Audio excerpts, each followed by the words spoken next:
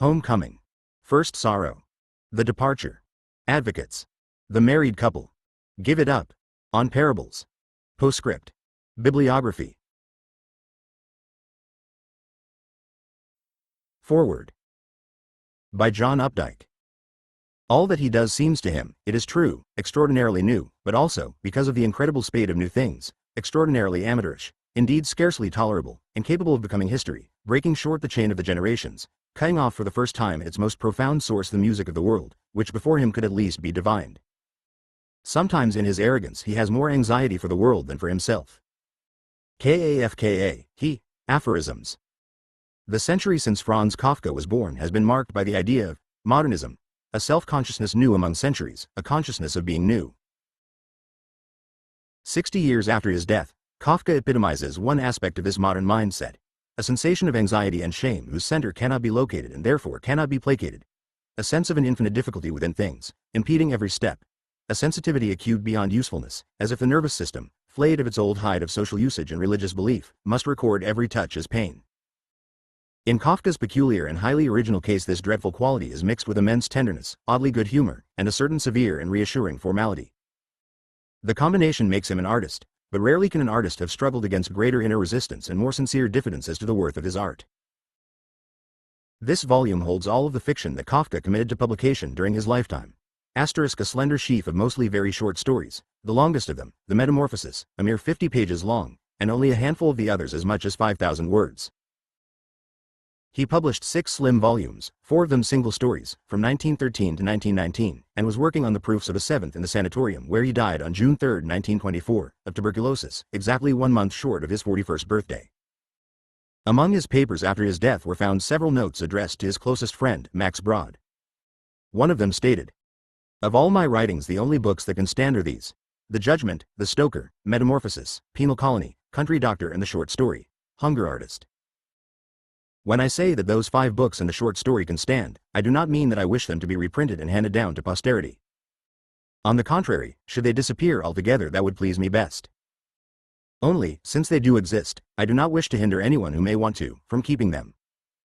The single exception is The Stoker, published as Der Heiser, ein Fragment in 1913 but now incorporated, in German and in English, as the first chapter of Kafka's unfinished novel America.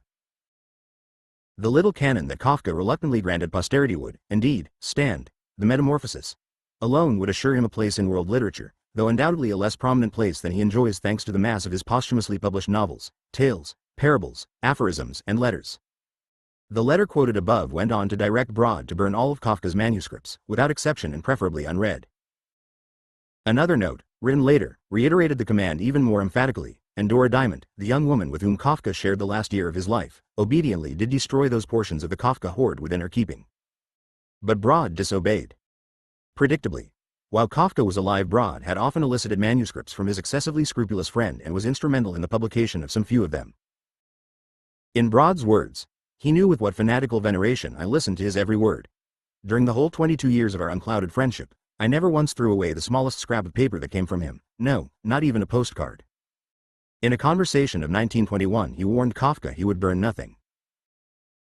And so with good conscience the Reverend Executor issued to the world The Trial and The Castle, both novels unfinished and somewhat problematical in their texts but nevertheless magnificently realized, and a host of lesser but still priceless fragments, painstakingly deciphered and edited. Kafka and Shakespeare have this in common: their reputations rest principally on texts they never approved or proofread. This volume, then, holds as well many stories in various states of incompletion. Some, like The Village Schoolmaster, and Blumfeld, an elderly bachelor, seem fatally truncated, their full intentions and final design destined to remain mysterious. In some others, notably, Investigations of a Dog, the author seems to have played out his inspiration without rounding out the story.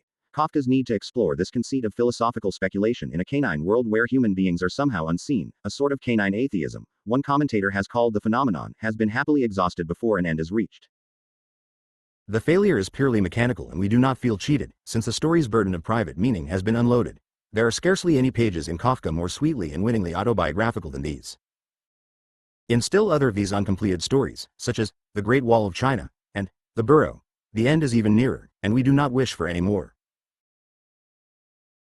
According to Dora Diamond, The Burrow had been concluded, in a version she destroyed, with a scene describing the hero taking up a tense fighting position in expectation of the beast, and the decisive struggle in which the hero succumbs. Though there is poignance in this, the beast was Kafka's nickname for his disease, to which he was to succumb within a few months. We are glad to leave the burrowing hero, fussily timorous and blithely carnivorous, where he is, apprehensively poised amid menaces more cosmic and comic than anything his claws could grapple with.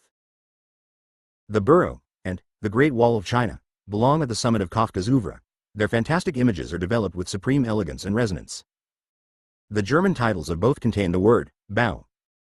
Kafka was obsessed with building, with work that is never done, that can never be done, that must always fall short of perfection.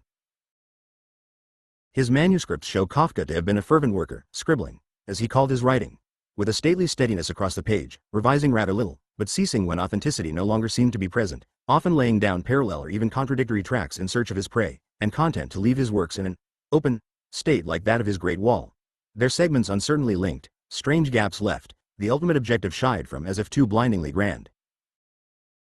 Not to write for money or the coarser forms of glory is common enough among modern avant-gardists, but to abjure aesthetic finish itself carries asceticism a step farther, into a realm of protest where such disparate modernists as Eliot and Pound, in the intrinsically fragmentary nature of their poetry, and Rilke and Salinger, in their capacities for silence, keep Kafka company. Incompletion is a quality of his work, a facet of its nobility. His briefest paragraphs and riddles sufficiently possess the adamancy of art. Hearing Kafka read aloud from his youthful works, description of a struggle, and wedding preparations in the country, instantly convinced Max Brod that his friend was a genius. I got the impression immediately that here was no ordinary talent speaking, but a genius. You who are picking up this volume in innocence of the author, however, might do well to skip these first two titles and return to them when initiated. Repeated readings of these grouped fragments have left them, for me, not merely opaque but repellent. Description was composed no later than 1904-5, when Kafka was in his early 20s. It is full of contortions both psychological. I had to restrain myself from putting my arm around his shoulders and kissing him on the eyes as a reward for having absolutely no use for me, and physical. This thought tormented me so much that while walking I bent my back until my hands reached my knees. I screwed up my mouth and supported myself by standing on my right leg while resting the left one on its toes. There is something of adolescent posturing here, or of those rigid bodily states attendant upon epilepsy and demonic possession. The conversation seems hectic, and the hero and his companions pass a mysterious leg injury back and forth like the ancient grey sharing one eye. Self-loathing and self-distrust lurk within all this somatic unease. The supplicant prays in church at the top of his voice, in order to be looked at and acquire a body. A certain erotic undercurrent is present also, and in wedding preparations, the hero, Eduard Rabin, is proceeding toward his wedding in the country. This narrative at least boasts a discernible direction, but we strongly feel that Rabin, for all his dutiful determination, will never get there. The typical Kafkaesque process of non-arrival is underway. And in truth Kafka, though heterosexual, charming, and several times engaged, and furthermore professing that, marrying, founding a family, accepting all the children that come, as the utmost a human being can succeed in doing at all, never did manage to get married. The charm that these disquieting, abortive early pieces exerted upon Brod and other auditors, for Kafka used to read his work aloud to friends, sometimes laughing so hard he could not continue reading, must have largely derived from the quality of their German prose. These lucid and fluent translations by the Mears and the Sterns can capture only a shadow of what seems to have been a stirring purity. Writing is a form of prayer, Kafka wrote in his diary. Thomas Mann paid tribute to Kafka's conscientious, curiously explicit, objective, clear, and correct style, with its precise, almost official conservatism. Brod likened it to J.P. Hebels and Kleist's, and claimed that its unique charm is heightened by the presence of Prague and generally speaking Austrian elements in the run of the sentence. The Jews of Prague generally spoke German, and thus was added to their racial and religious minority status a certain linguistic isolation as well, for Czech was the language of the countryside and of Bohemian nationalism. It is interesting that of the last two women in Kafka's life, two who abetted the reaching out of his later, happier years, Milena Jesenska-Pollock was his Czech translator and helped teach him Czech, and Dora Diamond confirmed him in his exploratory Judaism including the study of Hebrew. He wrote to Brod of the problems of German. Only the dialects are really alive, and except for them, only the most individual High German, while all the rest, the linguistic middle ground, is nothing but embers which can only be brought to a semblance of life when excessively lively Jewish hands rummage through them. Though fascinated by the liveliness of Yiddish theater, he opted for what Philip Rauh has called an ironically conservative style. What else, indeed, could hold together such leaps of symbolism, such a trembling abundance of feeling and dread?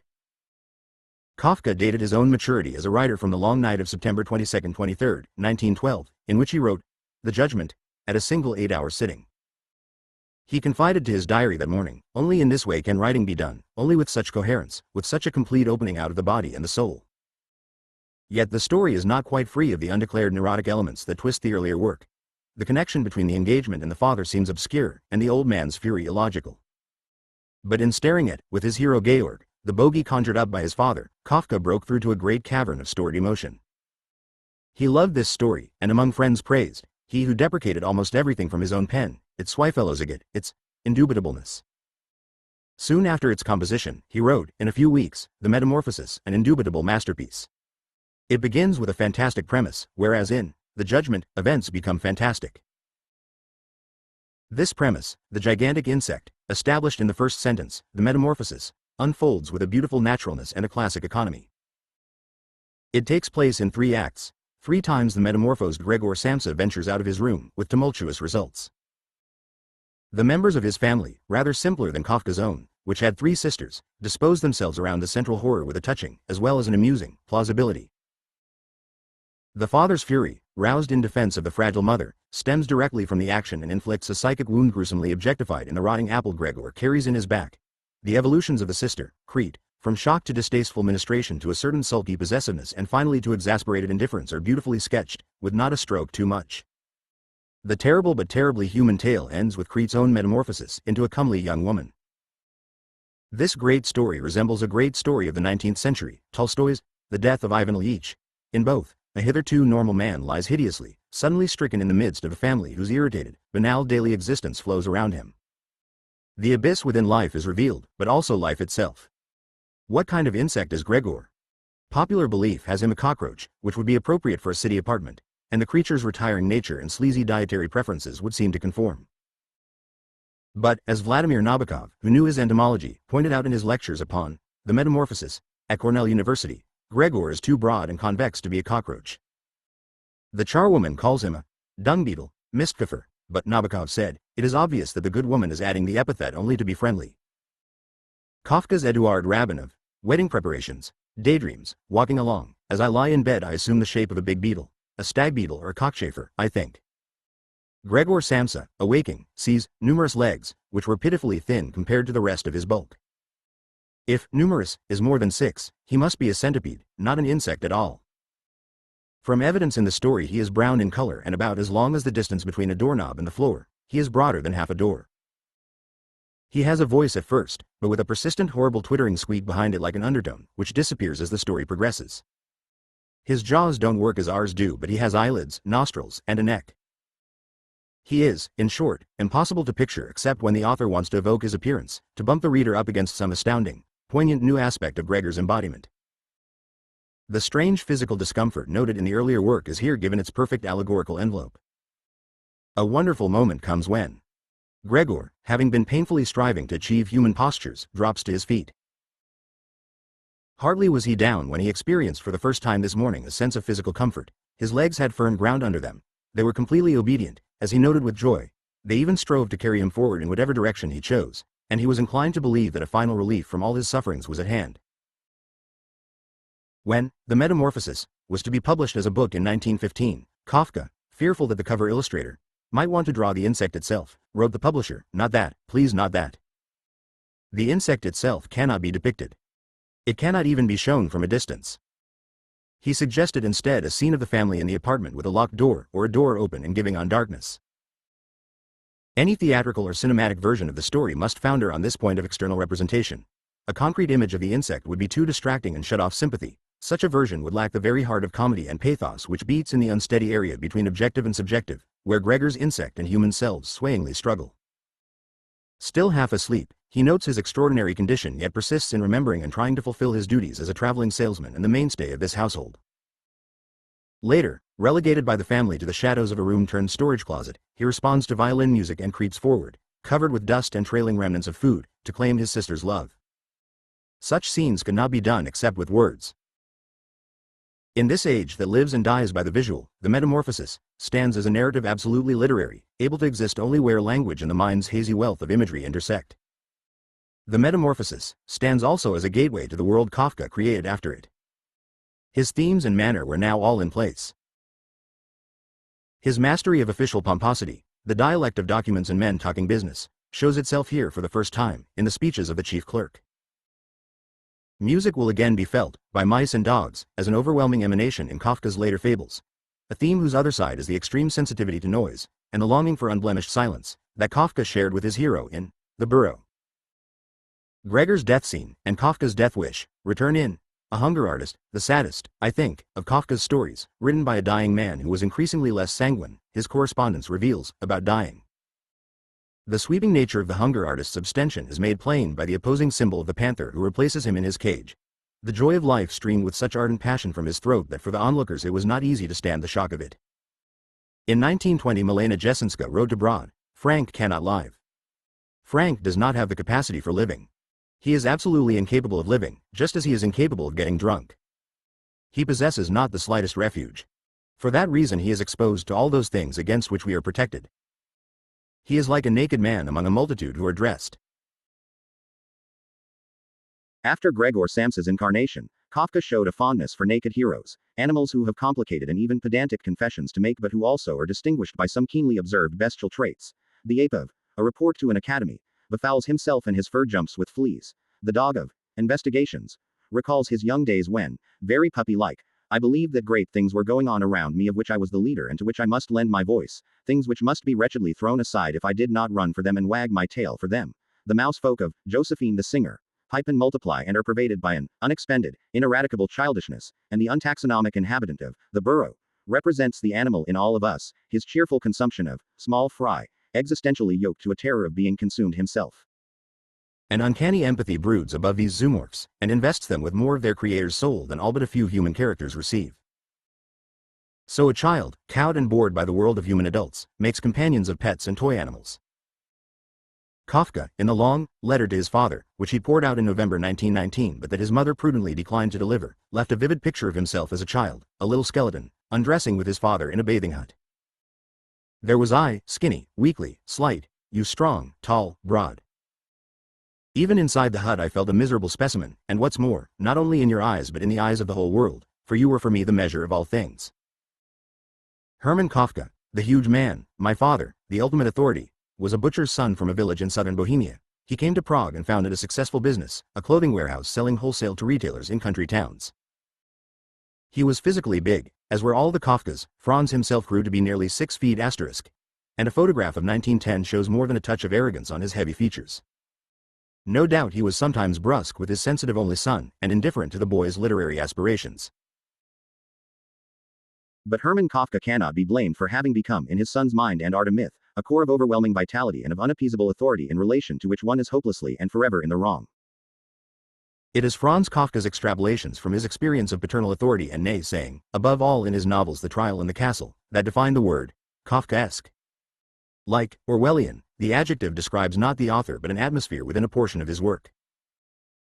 Kafka's reputation has been immeasurably enhanced by his seeming prophecy, in works so private and eccentric, of the atrocious regimes of Hitler and Stalin, with their mad assignments of guilt and farcical trials and institutionalized paranoia. But the seeds of such vast evil were present in the world of the Emperor Franz Joseph, and Kafka was, we should not forget, a man of the world, for all his debilities. He attended the harsh German schools of Prague, he earned the degree of Doctor of Law, he had experience of merchandising through his father's business. He worked 13 years for the Workers' Accident Insurance Institute for the Kingdom of Bohemia. His specialty was factory safety, and his reports were admired, trusted, and published in professional journals. He retired as senior secretary, and a Medal of Honor, commemorating his contribution to the establishment and management of hospitals and rest homes for mentally ill veterans, was on its way to him as the Habsburg Empire collapsed in 1918. Out of his experience of paternal tyranny and decadent bureaucracy he projected nightmares that proved prophetic.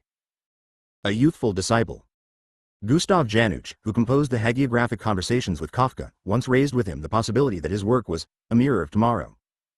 Kafka reportedly covered his eyes with his hands and rocked back and forth, saying, "You are right. You are certainly right. Probably that's why I can't finish anything. I am afraid of the truth. One must be silent if one can't give any help. For that reason, all my scribbling is to be destroyed." His application for employment at the Assicurazioni Generali gives his height as 1.81 meters, or over 5'11". Janusz also says that Kafka, as they were passing the old synagogue in Prague, the very synagogue Hitler intended to preserve as a mocking memorial to a vanished people, announced that men will try to grind the synagogue to dust by destroying the Jews themselves. His ancestors had worn the yellow patch, been forbidden to own land or practice medicine, and suffered onerous residence restrictions under the emperors. Kafka lived and died in a relatively golden interim for European Jewry, but all three of his sisters were to perish in the concentration camps. The Kafka household had been perfunctorily observant. Hermann Kafka had been proud of the degree of assimilation he had achieved, and the Judaism he had brought from his village was, his son accused him, too little. It all dribbled away while you were passing it on. Kafka's mother, Julie Lowy, came from an Orthodox family and remembered her grandfather as a very pious and learned man, with a long white beard. As if to assert himself against his father, Franz took a decided interest in Jewishness, his diary of 1911 records. Today, eagerly and happily began to read the history of the Jews by Greets. Because my desire for it had far outrun the reading, it was at first stranger than I had thought, and I had to stop here and there in order by resting to allow my Jewishness to collect itself. He taught himself considerable Hebrew and, with Dora Diamond, dreamed of moving to Israel. Yet churches loom larger than synagogues in Kafka's landscapes, and he also read Kierkegaard. His diary of 1913 notes. Today I got Kierkegaard's book De Richter's, Book of the Judge, a selection from his diaries. As I suspected, his case, despite essential differences, is very similar to mine. At least he is on the same side of the world. He bears me out like a friend. Kierkegaard's lacerating absolutism of faith would seem to lie behind the torture machine in the penal colony, and the cruel estrangements of the trial, and to have offered Kafka a certain purchase on his spiritual pain. But in 1917 he wrote Oscar Baum, a fellow writer in Prague, Kierkegaard is a star, although he shines over territory that is almost inaccessible to me. Kafka came to resign himself to inaccessibility. Of his theology it might be said in sum that though he did not find God, he did not blame him. The authority masked by phenomena remained unindicted. In his shorter tales an affinity may be felt with the parables of Hasidism, that pietist movement within Judaism which emphasized, over against the law of orthodoxy, mystic joy and divine immanence. Certain of the parables share Kafka's relish in the enigmatic. A man who was afflicted with a terrible disease complained to Rabbi Israel that his suffering interfered with his learning and praying. The rabbi put his hand on his shoulder and said, "How do you know, friend, what is more pleasing to God, your studying or your suffering?" Martin Buber, Tales of the Hasidim, Volume U. But there is little in the Hasidic literature of Kafka's varied texture, his brightly colored foreign settings and the theatrical comedy that adorns the grimmest circumstances, the comedy, for instance, of the prisoner and his guard in the penal colony, or of the three bearded boarders in The Metamorphosis. The Samsas, one should notice, are Christian, crossing themselves in moments of crisis and pinning their ear to Christmas. Kafka, however unmistakable the ethnic source of his liveliness and alienation, avoided Jewish parochialism, and his allegories of pained awareness take upon themselves the entire European, that is to say, predominantly Christian, malaise. It is the shorter stories, too, that sparkle most with country glimpses, with a savor of folktale and a still medieval innocence. They remind us that Kafka wrote in a Europe where islands of urban wealth, culture, and discontent were surrounded by a countryside still, in its simplicity, apparently in possession of the secret of happiness, of harmony with the powers of earth and sky. Modernity has proceeded far enough, and spread wide enough, to make us doubt that anyone really has this secret. Part of Kafka's strangeness, and part of his enduring appeal, was to suspect that everyone except himself had the secret. He received from his father an impression of helpless singularity, of being a slave living under laws invented only for him. A shame literally unspeakable attached itself to this impression. Fantasy, for Kafka even more than for most writers of fiction, was the way out of his skin, so he could get back in. He felt, as it were, abashed before the fact of his own existence, amateurish, in that this had never been quite expressed before. So singular, he spoke for millions in their new unease. A century after his birth he seems the last holy writer, and the supreme fabulist of modern man's cosmic predicament. Beverly, Massachusetts. 1983. 2 Introductory Parables. Before the law. Before the law stands a doorkeeper. To this doorkeeper there comes a man from the country and prays for admittance to the law. But the doorkeeper says that he cannot grant admittance at the moment. The man thinks it over and then asks if he will be allowed in later. It is possible, says the doorkeeper, but not at the moment. Since the gate stands open, as usual, and the doorkeeper steps to one side, the man stoops to peer through the gateway into the interior. Observing that, the doorkeeper laughs and says, "If you are so drawn to it, just try to go in despite my veto. But take note, I am powerful. And I am only the least of the doorkeepers."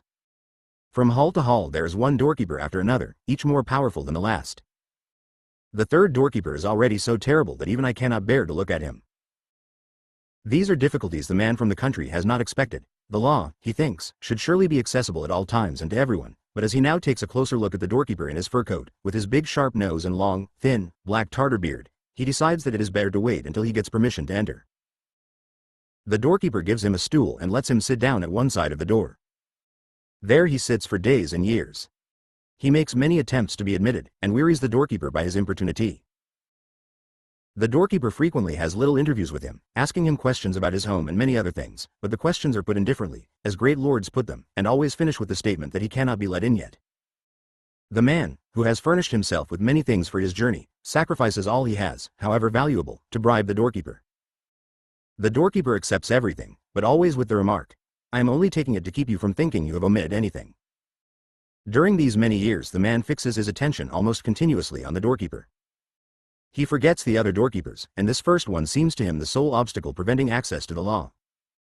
He curses his bad luck, in his early years boldly and loudly. Later, as he grows old, he only grumbles to himself. He becomes childish, and since in his year-long contemplation of the doorkeeper he has come to know even the fleas in his fur collar, he begs the fleas as well to help him and to change the doorkeeper's mind. At length his eyesight begins to fail, and he does not know whether the world is really darker or whether his eyes are only deceiving him. Yet in his darkness he is now the world is really darker or whether his eyes are only deceiving him. Yet in his darkness he is now aware of a radiance that streams inextinguishably from the gateway of the law. Now he has not very long to live.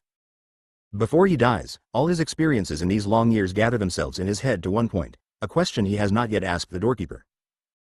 He waves him nearer, since he can no longer raise his stiffening body. The doorkeeper has to bend low toward him, for the difference in height between them has altered much to the man's disadvantage. "What do you want to know now?" asks the doorkeeper. "You are insatiable." "Everyone strives to reach the law," says the man, "so how does it happen that for all these many years no one but myself has ever begged for admittance?" The doorkeeper recognizes that the man has reached his end, and, to let his failing senses catch the words, roars in his ear, "No one else could ever be admitted here, since this gate was made only for you. I am now going to shut it." Translated by Willa and Edwin Muir. An imperial message. The emperor, so a parable runs, has sent a message to you, the humble subject, the insignificant shadow cowering in the remotest distance before the imperial sun. The emperor from his deathbed has sent a message to you alone. He has commanded the messenger to kneel down by the bed, and has whispered the message to him. So much store did he lay on it that he ordered the messenger to whisper it back into his ear again. Then by a nod of the head he has confirmed that it is right. Yes, before the assembled spectators of his death, all the obstructing walls have been broken down, and on the spacious and loftily mounting open staircases stand in a ring the great princes of the empire. Before all these he has delivered his message. The messenger immediately sets out on his journey, a powerful and indefatigable man, now pushing with his right arm, now with his left. He cleaves a way for himself through the throng. If he encounters resistance he points to his breast, where the symbol of the sun glitters. The way is made easier for him than it would be for any other man. But the multitudes are so vast, their numbers have no end. If he could reach the open fields how fast he would fly, and soon doubtless you would hear the welcome hammering of his fists on your door. But instead how vainly does he wear out his strength. Still he is only making his way through the chambers of the innermost palace. Never will he get to the end of them, and if he succeeded in that nothing would be gained.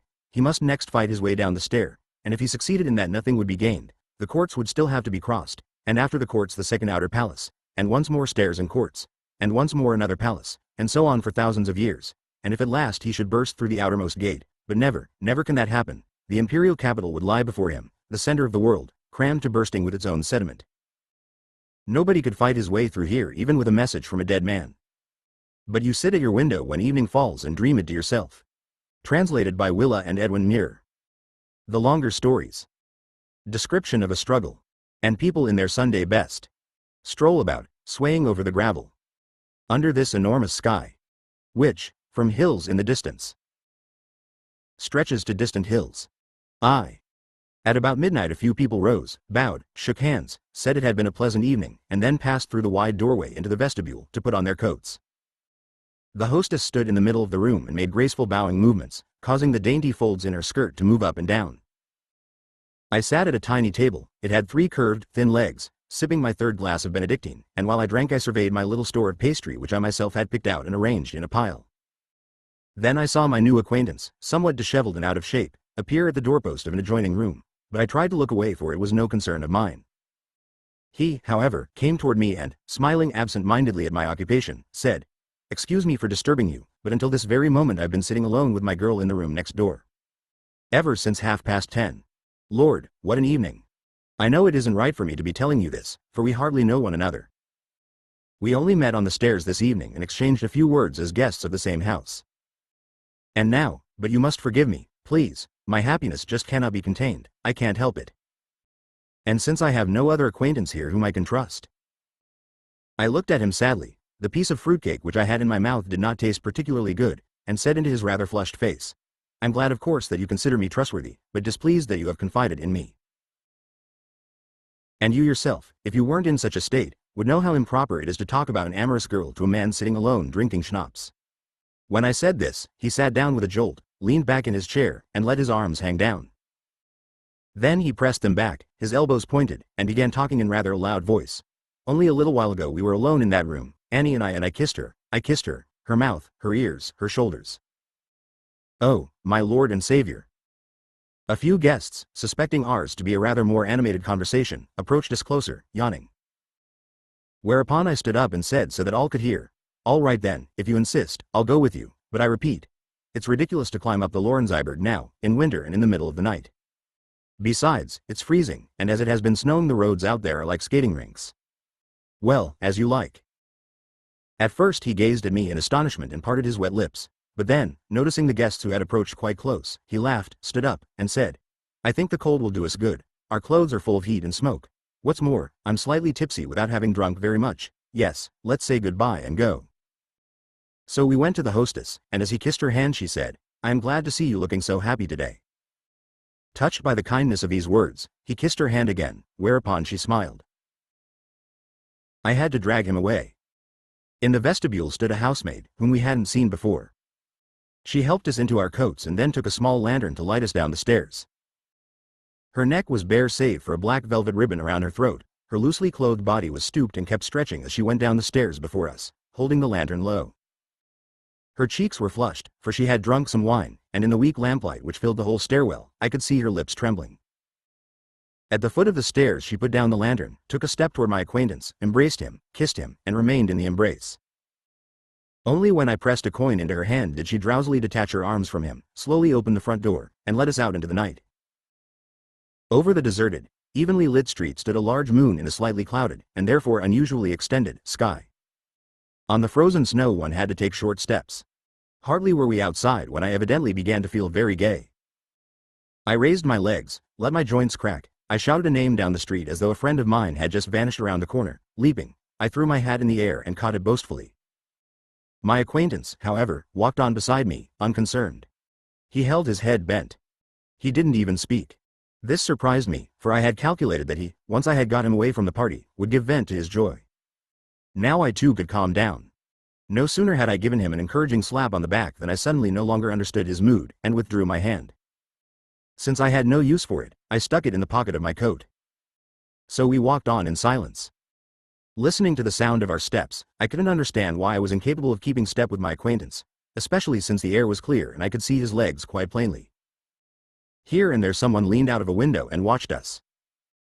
On turning into the Ferdinandstrasse I realized that my acquaintance had begun to hum a melody from the Dollar Princess. It was low, but I could hear it distinctly. What did this mean? Was he trying to insult me? As for me, I was ready to do without not only this music, but the walk as well. Why wasn't he speaking to me, anyway? And if he didn't need me, why hadn't he left me in peace in the warm room with the Benedictine and the pastry? It certainly wasn't I who had insisted on this walk. Besides, I could have gone for a walk on my own. I had merely been at a party, had saved an ungrateful young man from disgrace, and was now wandering about in the moonlight.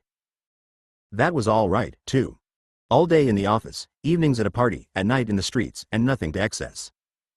A way of life so natural that it borders on the excessive. Yet my acquaintance was still behind me. Indeed, he even quickened his steps when he realized that he had fallen in the rear. No word was uttered, nor could it be said that we were running. But I wondered if it wouldn't be a good idea to turn down a side street. After all, I wasn't obliged to go on this walk with him. I could go home alone and no one could stop me. Then, secretly, I could watch my acquaintance pass the entrance to my street. Goodbye, dear acquaintance. On reaching my room I'll feel warm, I'll light the lamp in its iron stand on my table, and when I've done that I'll lie back in my armchair which stands on the torn oriental carpet. Pleasant prospects. Why not? But then? No then. The lamp will shine in the warm room, shine on my chest as I lie in the armchair. Then I'll cool off and spend hours alone between the painted walls and the floor which, reflected in the gilt-framed mirror hanging on the rear wall, appears slanted. My legs were growing tired and I had already decided to go home and lie down, when I began to wonder if, before going away, I ought to say good night to my acquaintance. But I was too timid to go away without a word and too weak to call to him out loud. So I stood still, leaned against the moonlit wall of a house, and waited. My acquaintance came sailing along the pavement toward me as fast as though he expected me to catch him. He winked at me, suggesting some agreement which I had apparently forgotten. "What's up?" I asked. "Oh, nothing," he said. "I only wanted to ask your opinion about that housemaid who kissed me on the staircase." "Who is the girl? Have you ever seen her before?" "No. Nor have I. Was she a housemaid at all?" I had meant to ask you this before, while she was walking down the stairs in front of us.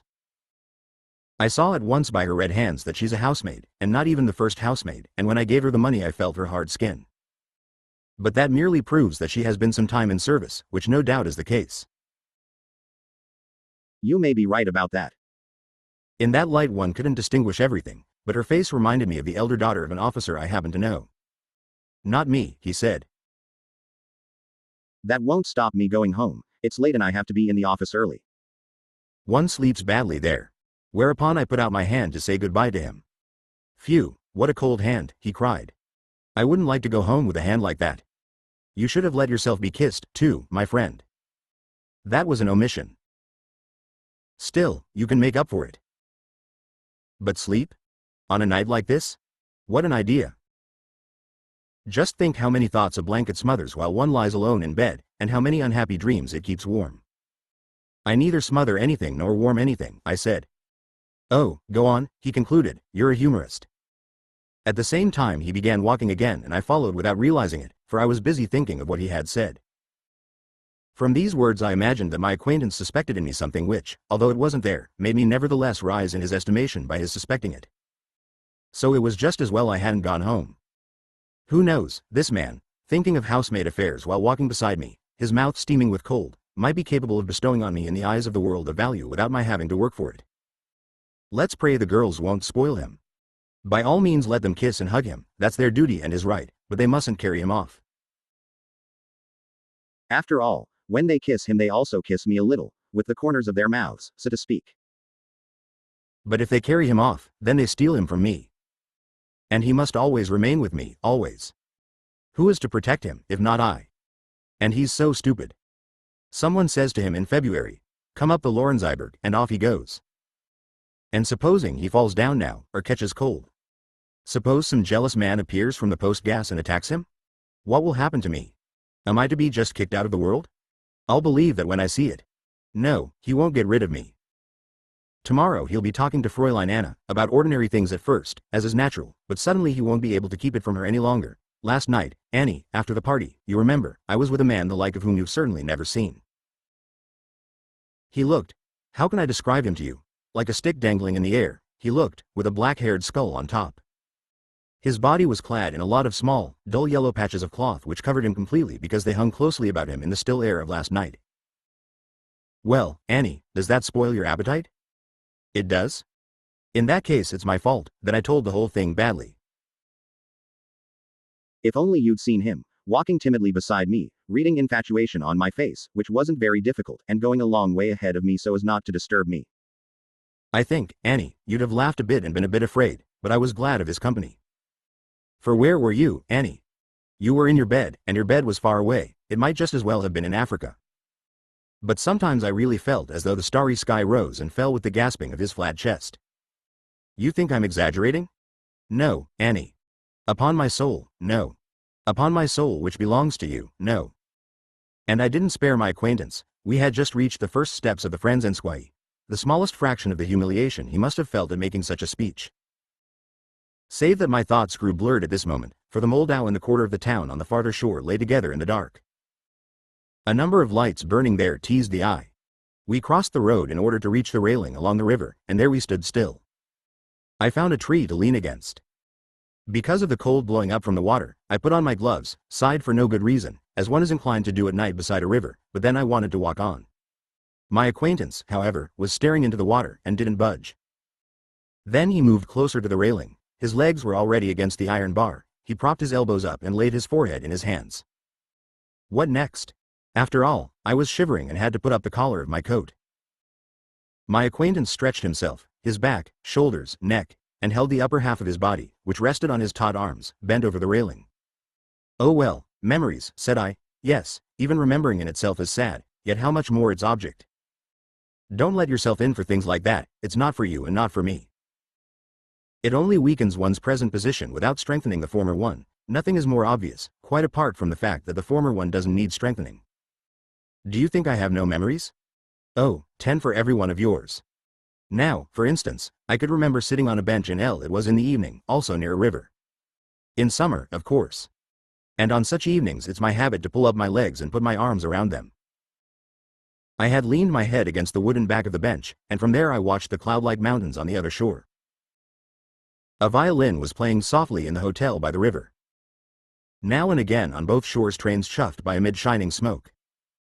Turning suddenly around, my acquaintance interrupted me. He almost looked as though he were surprised to see me still here. Oh, I could tell you much more, I said, nothing else. Just imagine, he began, and it always happens like this. Today, as I was going downstairs to take a short walk before the evening party, I couldn't help being surprised by the way my hands were dangling about in my cuffs, and they were doing it so gaily. Which promptly made me think, just wait, something's going to happen today. And it did, too. He said this while turning to go and looked at me smiling out of his big eyes. So I had already got as far as that. He could tell me things like that and at the same time smile and look at me with big eyes. And I had to restrain myself from putting my arm around his shoulders and kissing him on the eyes as a reward for having absolutely no use for me. But the worst was that even that could no longer do any harm because it couldn't change anything, for now I had to go away at any price. While I was still trying urgently to think of some means by which I could stay at least a little while longer with my acquaintance, it occurred to me that perhaps my long body displeased him by making him feel too small. And this thought, although it was late at night and we had hardly met a soul, tormented me so much that while walking I bent my back until my hands reached my knees.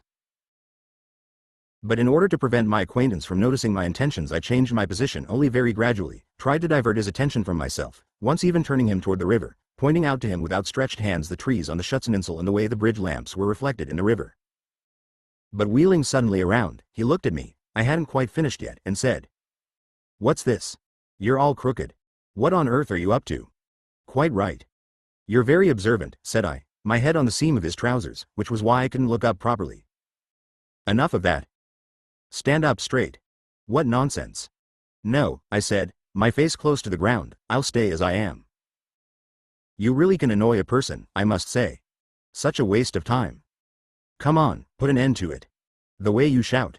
In the quiet of the night." I said, "Oh well, just as you like," he added, and after a while, "It's 1:15. He had evidently seen the time on the clock of the Mullenschirm. I promptly stood up straight as though I'd been pulled up by the hair. For a while I kept my mouth open, to let my agitation escape. I understood, he was sending me away. There was no place for me near him, or if there were one, at least it could not be found. Why, by the way, was I so intent on staying with him? No, I ought to go away, and this at once, to my relatives and friends who were waiting for me. But if I didn't have any relatives and friends, then I must fend for myself. What was the good of complaining? But I must leave here no less quickly. For in his eyes nothing could redeem me any longer, neither my length, my appetite, nor my cold hand. But if I were of the opinion that I had to remain with him, it was a dangerous opinion. "I wasn't in need of your information," I said, which happened to be true. "Thank God you're standing up straight again. All I said was that it's 1:15. "That's all right," said I, and stuck 2 fingernails in the gaps between my chattering teeth.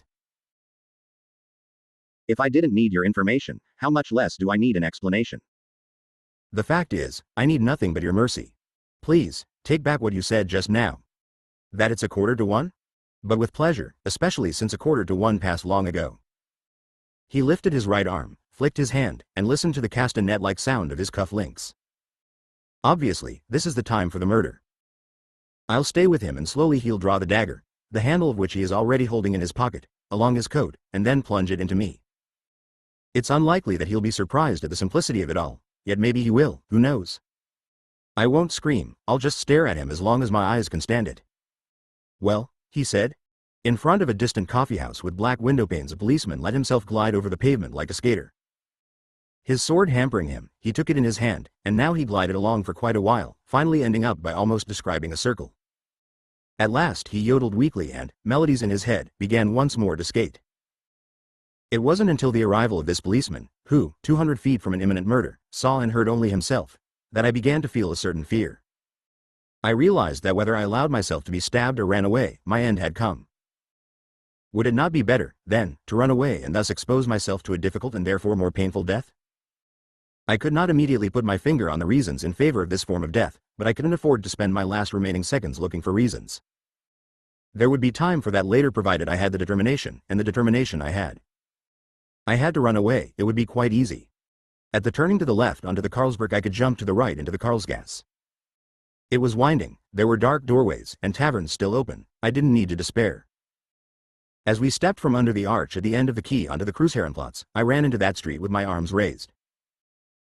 But in front of a small door in the Seminarkirche I fell, for there was a step which I had not expected. It made a little noise, the next street lamp was sufficiently far away, I lay in the dark. From a tavern opposite came a fat woman with a lantern to see what had happened in the street. The piano within continued playing, but fainter, with only one hand, because the pianist had turned toward the door which, until now ajar, had been opened wide by a man in a high-buttoned coat. He spat and then hugged the woman so hard she was obliged to raise the lantern in order to protect it. Nothing's happened, he shouted into the room, whereupon they both turned, went inside, and the door was closed. When I tried to get up I fell down again. Sheer ice, I said, and felt a pain in my knee. Yet I was glad that the people in the tavern hadn't seen me and that I could go on lying here peacefully until dawn. My acquaintance had apparently walked on as far as the bridge without having noticed my disappearance, for it was some time before he joined me. I saw no signs of surprise as he bent down over me, lowering little more than his neck, exactly like a hyena, and stroked me with a soft hand. He passed it up and down my cheekbone and then laid his palm on my forehead. You've hurt yourself, Eh? Well, it's icy and one must be careful, didn't you tell me so yourself? Does your head ache? No? Oh, the knee. Hm. That's bad. But it didn't occur to him to help me up. I supported my head with my right hand, my elbow on a cobblestone, and said, here we are together again. And as my fear was beginning to return, I pressed both hands against his shinbone in order to push him away. Do go away, I said. He had his hands in his pockets and looked up the empty street, then at the Seminarkirche, then up at the sky. At last, at the sound of a carriage in one of the nearby streets, he remembered me. Why don't you say something, my friend? Do you feel sick? Why don't you get up? Shall I look for a cab? If you like, I'll get you some wine from the tavern. In any case, you mustn't lie here in the cold. Besides, we wanted to go up the Lorenzeiberg. Of course, said I, and got up on my own, but with great pain. I began to sway, and had to look severely at the statue of Karl IV to be sure of my position. However, even this would not have helped me had I not remembered that I was loved by a girl with a black velvet ribbon around her neck, if not passionately, at least faithfully. And it really was kind of the moon to shine on me, too, and out of modesty I was about to place myself under the arch of the Tower Bridge when it occurred to me that the moon, of course, shone on everything. So I happily spread out my arms in order fully to enjoy the moon. And by making swimming movements with my weary arms it was easy for me to advance without pain or difficulty. To think that I had never tried this before. My head lay in the cool air and it was my right knee that flew best. I praised it by patting it. And I remembered that once upon a time I didn't altogether like an acquaintance, who was probably still walking below me, and the only thing that pleased me about the whole business was that my memory was good enough to remember even a thing like that. But I couldn't afford to do much thinking, for I had to go on swimming to prevent myself from sinking too low. However, to avoid being told later that anyone could swim on the pavement and that it wasn't worth mentioning, I raised myself above the railing by increasing my speed and swam in circles around the statue of every saint I encountered. At the fifth, I was holding myself just above the footpath by imperceptible flappings, my acquaintance gripped my hand. There I stood once more on the pavement and felt a pain in my knee. I've always admired, said my acquaintance, clutching me with one hand and pointing with the other at the statue of Saint Ludmilla, I've always admired the hands of this angel here to the left. Just see how delicate they are. Real angels' hands. Have you ever seen anything like them? You haven't, but I have, for this evening I kissed hands. But for me there was now a third possibility of perishing. I didn't have to let myself be stabbed, I didn't have to run away, I could simply throw myself into the air. Let him go up his Lorenzeiberg, I won't interfere with him, not even by running away will I interfere with him. And now I shouted, out with your stories. I no longer want to hear scraps. Tell me everything, from beginning to end. I won't listen to less, I warn you. But I'm burning to hear the whole thing. When he looked at me I stopped shouting so loud. And you can count on my discretion. Tell me everything that's on your mind. You've never had so discreet a listener as I. And rather low, close to his ear, I said, and you don't need to be afraid of me, that's quite unnecessary. I heard him laugh. Yes, yes, I said. I believe that. I don't doubt it, and so saying I pinched him in the calves, where they were exposed. But he didn't feel it. Whereupon I said to myself, why walk with this man? You don't love him, nor do you hate him, because all he cares about is a girl and it's not even certain that she wears a white dress. So to you this man is indifferent, I repeat, indifferent. But he is also harmless, as has been proved. So walk on with him up the Lorenzeiberg, for you are already on your way, it's a beautiful night, but let him do the talking and enjoy yourself after your fashion, for this is the very best way. Say it in a whisper, to protect yourself. 2. Diversions are proof that it's impossible to live. I read. And now, with a flourish, as though it were not the first time, I leapt onto the shoulders of my acquaintance, and by digging my fists into his back I urged him into a trot. But since he stumped forward rather reluctantly and sometimes even stopped, I kicked him in the belly several times with my boots, to make him more lively. It worked and we came fast enough into the interior of a vast but as yet unfinished landscape. The road on which I was riding was stony and rose considerably, but just this I liked and I let it become still stonier and steeper. As soon as my acquaintance stumbled I pulled him up by the collar and the moment he sighed I boxed his head. In doing so I felt how healthy this ride in the good air was for me, and in order to make him wilder I let a strong wind blow against us in long gusts. Now I even began to exaggerate my jumping movements on my acquaintance's broad shoulders, and gripping his neck tight with both hands I bent my head far back and contemplated the many and various clouds which, weaker than I, sailed clumsily with the wind. I laughed and trembled with courage. My coat spread out and gave me strength. I pressed my hands hard together and in doing so happened to make my acquaintance choke. Only when the sky became gradually hidden by the branches of the trees, which I let grow along the road, did I come to myself. I don't know, I cried without a sound, I really don't know. If nobody comes, then nobody comes. I have done nobody any harm, nobody has done me any harm, but nobody will help me. A pack of nobodies. But it isn't quite like that. It's just that nobody helps me, otherwise a pack of nobodies would be nice, I would rather like, what do you think, to go on an excursion with a pack of nobodies. Into the mountains, of course, where else? Just look at these nobodies pushing each other, all these arms stretched across or hooked into one another, these feet separated by tiny steps. Everyone in frock coats, needless to say. We walk along so happily, a fine wind is whistling through the gaps made by us in our limbs. In the mountains our throats become free. It's a wonder we don't break into song. Then my acquaintance collapsed, and when I examined him I discovered that he was badly wounded in the knee. Since he could no longer be of any use to me, I left him there on the stones without much regret and whistled down a few vultures which, obediently and with serious beaks, settled down on him in order to guard him. I walked on, unperturbed. But since, as a pedestrian, I dreaded the effort of climbing the mountainous road, I let it become gradually flatter, let it slope down into a valley in the distance. The stones vanished at my will and the wind disappeared. I walked at a brisk pace and since I was on my way down I raised my head, stiffened my body, and crossed my arms behind my head. Because I love pine woods I went through woods of this kind, and since I like gazing silently up at the stars appeared slowly in the sky, as is their wont. I saw only a few fleecy clouds which a wind, blowing just at their height, pulled through the air, to the astonishment of the pedestrian. Opposite and at some distance from my road, probably separated from it by a river as well, I caused to rise an enormously high mountain whose plateau, overgrown with brushwood, bordered on the sky. I could see quite clearly the little ramifications of the highest branches and their movements. This sight, ordinary as it may be, made me so happy that I, as a small bird on a twig of those distant scrubby bushes, forgot to let the moon come up. It lay already behind the mountain, no doubt angry at the delay. But now the cool light that precedes the rising of the moon spread over the mountain and suddenly the moon itself appeared from beyond one of the restless bushes. I on the other hand had meanwhile been gazing in another direction, and when I now looked ahead of me and suddenly saw it glowing in its almost full roundness, I stood still with troubled eyes, for my precipitous road seemed to lead straight into this terrifying moon. After a while, however, I grew accustomed to it and watched with composure the difficulty it had in rising, until finally, having approached one another a considerable part of the way, I felt overcome by an intense drowsiness caused, I assumed, by the fatigue of the walk, to which I was unaccustomed. I wandered on for a while with closed eyes, keeping myself awake only by a loud and regular clapping of my hands. But then, as the road threatened to slip away from under my feet and everything, as weary as I myself, began to vanish, I summoned my remaining strength and hastened to scale the slope to the right of the road in order to reach in time the high tangled pinewood where I planned to spend the night that probably lay ahead of us. The haste was necessary. The stars were already fading and I noticed the moon sink feebly into the sky as though into troubled waters. The mountain already belonged to the darkness, the road crumbled away at the point where I had turned toward the slope, and from the interior of the forest I heard the approaching crashes of collapsing trees.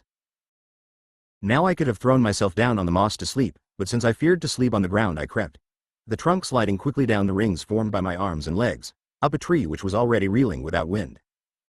I lay down on a branch and, leaning my head against the trunk, went hastily to sleep while a squirrel of my whim sat stiff-tailed at the trembling end of the branch, and rocked itself. My sleep was deep and dreamless. Neither the waning moon nor the rising sun awoke me. And even when I was about to wake up, I calmed myself by saying, "You made a great effort yesterday, so spare your sleep," and went to sleep again. Although I did not dream, my sleep was not free from a continuous slight disturbance. All night long I heard someone talking beside me. The words themselves I could hardly hear, except isolated ones like, bench, by the river, cloud-like mountains, trains, amidst shining smoke. What I did hear was the special kind of emphasis placed on them, and I remember that even in my sleep I rubbed my hands with pleasure at not being obliged to recognize single words, since I was asleep. Your life was monotonous, I said aloud in order to convince myself, it really was necessary for you to be taken somewhere else. You ought to be content, it's gay here. The sun's shining. Whereupon the sun shone and the rain clouds grew white and light and small in the blue sky. They sparkled and billowed out. I saw a river in the valley. Yes, your life was monotonous, you deserve this diversion, I continued as though compelled, but was it not also perilous? At that moment I heard someone sigh terribly near. I tried to climb down quickly, but since the branch trembled as much as my hand I fell rigid from the top. I did not fall heavily, nor did I feel any pain, but I felt so weak and unhappy that I buried my face in the ground. I could not bear the strain of seeing around me the things of the earth. I felt convinced that every movement and every thought was forced, and that one had to be on one's guard against them. Yet nothing seemed more natural than to lie here on the grass, my arms beside my body, my face hidden. And I tried to persuade myself that I ought to be pleased to be already in this natural position, for otherwise many painful contortions, such as steps or words, would be required to arrive at it. The river was wide and its noisy little waves reflected the light. On the other shore lay meadows which farther on merged into bushes behind which, at a great distance, one could see bright avenues of fruit trees leading to green hills. Pleased by this sight, I lay down and, stopping my ears against the dread sound of sobs, I thought, here I could be content. For here it is secluded and beautiful. It won't take much courage to live here. One will have to struggle here as anywhere else, but at least one won't have to do it with graceful movements. That won't be necessary. For there are only mountains and a wide river and I have sense enough to regard them as inanimate. Yes, when I totter alone up the steep path through the meadows in the evening I will be no more forsaken than the mountains, except that I will feel it. But I think that this, too, will pass. Thus I toyed with my future life and tried stubbornly to forget. And all the time I blinked at that sky which was of an unusually promising color. It was a long time since I'd seen it like this. I was moved and reminded of certain days when I thought I had seen it in the same way. I took my hands from my ears, spread out my arms, and let them fall in the grass. I heard someone sob softly from afar. A wind sprang up and a great mass of leaves, which I had not seen before, rose rustling into the air. Unripe fruit thudded senselessly from the trees onto the ground. Ugly clouds rose from behind the mountain. The waves on the river creaked and receded from the wind. I got up quickly. My heart hurt, for now it seemed impossible to escape from my suffering. I was already about to turn and leave this region and go back to my former way of life when the following idea occurred to me. How strange it is that even in our time distinguished people are transported across a river in this complicated way. There's no other explanation than that it is an old custom. I shook my head, for I was surprised. The fat mana an address to the landscape. From the thicket on the opposite bank 4 naked men strode vehemently forth, carrying on their shoulders a wooden litter. On this litter sat, Oriental fashion, a monstrously fat man. Although carried through the thicket on an untrodden path, he did not push the thorny branches apart but simply let his motionless body thrust through them. His folds